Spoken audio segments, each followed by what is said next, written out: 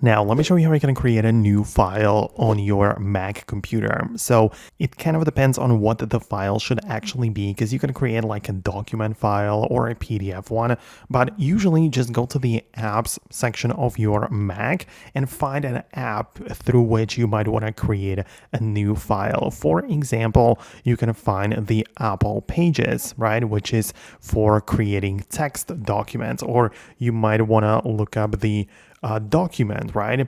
The Microsoft Word or Excel or something. But let me choose the Apple Pages, which is the Apple's text editor. You can see that we go to this and we can click on a new document.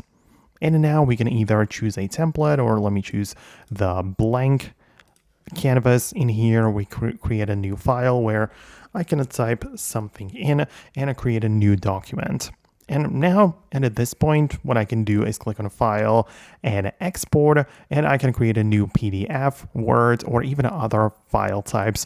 For instance, I'm going to pick the PDF, click on the next, and save it to my downloads, or let's say I put it on the desktop, right? I export it in here. I can close this page, because you can see that I have the untitled document created as a new file on the Mac. So as I say, it depends on what specifically you are trying to create, but that's how it works.